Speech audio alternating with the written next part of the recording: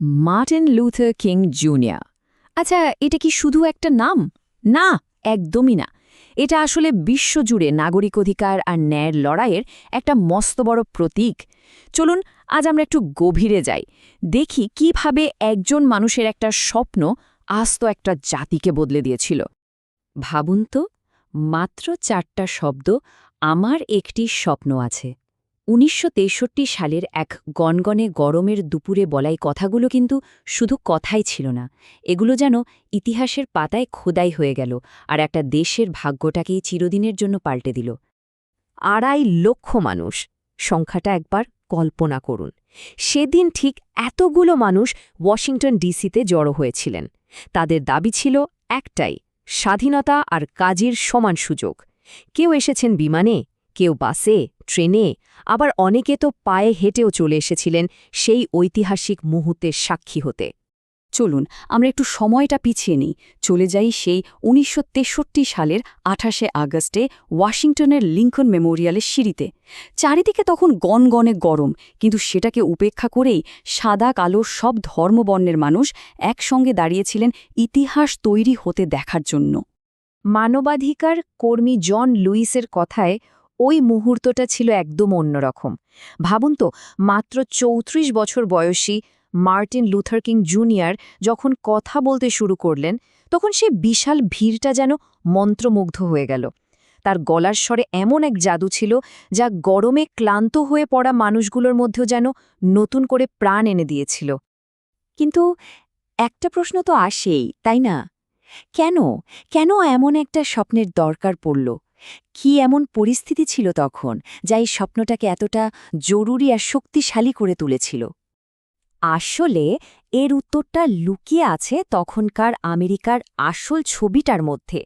কাগজে কলমে দাসপ্রথা শেষ হওয়ার ১০০ বছর পরেও আমেরিকা কিন্তু আইন আর সামাজিক প্রথায় মারাত্মকভাবে বিভক্ত ছিল। দেখুন, ১৮৬৩ সালে দাসপ্রথা বিলুপ্ত তো হল, কিন্তু আসল স্বাধীনতার জন্য অপেক্ষা করতে হয়েছে আরও পাক্কা ১০০ বছর। বলতে পারেন, নতুন করে এই লড়াইয়ের আগুনটা জ্বলে ওঠে ১৯৫৫ সালে, যখন রোজা পার্কস নামের এক নারী বাসে তার সিট ছাড়তে অস্বীকার করেন। আর সেই ছোট্ট একটা প্রতিবাদ থেকেই জন্ম নেয় মন্টগমারি বাস বয়কটের মতো বড় আন্দোলন। সেই স্ফুলিঙ্গই ধীরে ধীরে আগুন হয়ে ১৯৬৩ সালের ঐতিহাসিক ওয়াশিংটন পদযাত্রার জন্ম দেয়।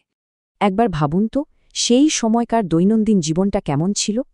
কৃষ্ণাঙ্গদের জন্য সব কিছু আলাদা, আলাদা বাস, আলাদা রেস্তোরাঁ, আলাদা স্কুল, এমনকি জল খাওয়ার কলটাও পর্যন্ত আলাদা। এই রোজকার অপমান আর অবিচারই কিন্তু সমান অধিকারের দাবিটাকে দিনের পর দিন আরও জোরালো করে তুলছিল। আর এই ভয়ঙ্কর অবিচারের বিরুদ্ধে যিনি রুখে দাঁড়িয়েছিলেন, তিনি কিন্তু শুধু একজন আন্দোলনকারী ছিলেন না, তিনি ছিলেন একজন ব্যাপটিস্ট ধর্মযাজক। আর তার চেয়েও বড় কথা, তিনি ছিলেন প্রতিবাদের এক নতুন দর্শনের কারিগর।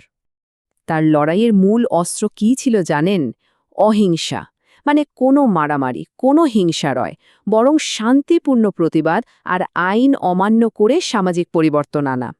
কিং মনে প্রাণে বিশ্বাস করতেন, ঘৃণার জবাব ঘৃণা দিয়ে হয় না, ঘৃণাকে জয় করতে হয় ভালোবাসা আর ন্যায় বিচার দিয়ে। আর এই অহিংসার ধারণাটা তিনি পেয়েছিলেন মহাত্মা গান্ধীর কাছ থেকে। গান্ধীজি যেমন ভারতে ব্রিটিশ শাসনের বিরুদ্ধে অহিংস নীতি নিয়ে সফল হয়েছিলেন, কিং ঠিক সেই পথটাই বেছে নিয়েছিলেন আমেরিকায় বর্ণবাদের বিরুদ্ধে লড়ার জন্য। মানে একটা অসাধারণ ভাবনা, কিভাবে দেশের সীমানা পেরিয়ে যেতে পারে, এটা তারই প্রমাণ। তো এই আই হ্যাভ এ ড্রিম ভাষণটা কিন্তু এখানেই শেষ নয়, বরং এখান থেকেই আসল শুরুটা হয়েছিল। এই ভাষণের পর থেকেই কিন্তু বড় বড় পরিবর্তনগুলো আসতে শুরু করে। ভাষণের একটা অংশ আজও সবার মনে গেঁথে আছে, যেখানে তিনি তার নিজের 4 সন্তানের কথা বলেছিলেন। এই কথাগুলোর মধ্য দিয়ে তিনি স্বপ্নটাকে একই সাথে খুব ব্যক্তিগত আর সবার জন্য করে তুলেছিলেন। আর এখানেই কিন্তু এই ভাষণের আসল জাদুটা লুকিয়ে আছে। তো এর ফল কি হল? স্বপ্নটা কি শুধু স্বপ্নই থেকে গেল? না, এর প্রভাবেই পাশ হল দুটো বিশাল আইন। ১৯৬৪ সালের নাগরিক অধিকার আইন, যা সব জায়গায় বৈষম্যকে নিষিদ্ধ করে, আর ১৯৬৫ সালের ভোটাধিকার আইন, যা কৃষ্ণাঙ্গদের ভোটের অধিকার নিশ্চিত করে। এগুলো ছিল বিশাল জয়। আর তার এই লড়াইয়ের স্বীকৃতি কিন্তু শুধু আমেরিকার মধ্যেই সীমাবদ্ধ থাকেনি, সারা বিশ্ব তার এই অহিংস সংগ্রামকে সম্মান জানায়। ভাবা যায়, মাত্র ৩৫ বছর বয়সে তিনি শান্তিতে নোবেল পুরস্কার পেয়েছিলেন। সেই সময় তিনিই ছিলেন সবচেয়ে কম বয়সী নোবেল শান্তি পুরস্কার বিজয়ী। কিন্তু দুঃখজনকভাবে ১৯৬৮ সালে মাত্র ৩৯ বছর বয়সে আততায়ীর গুলিতে তার জীবন থেমে যায়।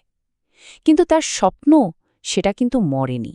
এর সবচেয়ে বড় প্রমাণ পাওয়া যায় অনেক বছর পর ১৯৯৪ সালে, যখন দক্ষিণ আফ্রিকায় বর্ণবাদের অবসান ঘটিয়ে নেলসন ম্যান্ডেলা তার ভাষণে কিংকে স্মরণ করেন। এটা কত বড় একটা ব্যাপার ভেবে দেখুন। দক্ষিণ আফ্রিকার প্রথম কৃষ্ণাঙ্গ রাষ্ট্রপতি হিসেবে শপথ নেওয়ার সময় নেলসন ম্যান্ডেলা কিংয়ের ভাষণের সেই বিখ্যাত শেষ লাইনগুলো বলেছিলেন। এটা পরিষ্কার বুঝিয়ে দেয় যে কিংয়ের স্বপ্ন আমেরিকার গণ্ডি ছাড়িয়ে সারা বিশ্বের মুক্তির সংগ্রামের অনুপ্রেরণা হয়ে উঠেছিল। আজ হয়তো মার্টিন লুথার কিং আমাদের মাঝে নেই, কিন্তু তার রেখে যাওয়া আদর্শগুলো, সেগুলো কি আজও প্রাসঙ্গিক?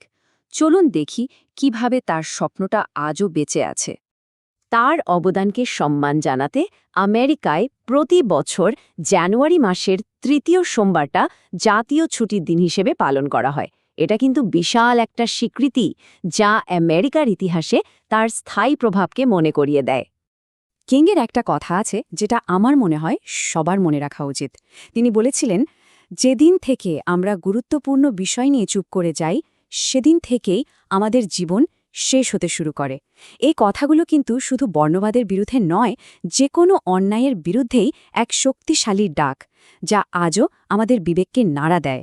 এর থেকে বড় শিক্ষা আর কি হতে পারে? তো সবশেষে একটাই প্রশ্ন থেকে যায়, এই যে এত কিছু আমরা জানলাম মার্টিন লুথার কিংয়ের সেই স্বপ্ন থেকে, আজ আমরা কি শিখতে পারি? সমতা, ন্যায়বিচার আর মানবতার জন্য লড়াই তো আজও পৃথিবীর কোনায় কোনায় চলছে। হয়তো তার সেই স্বপ্নটাকে পুরোপুরি সত্যি করার দায়িত্বটা এখন আমাদের সবার।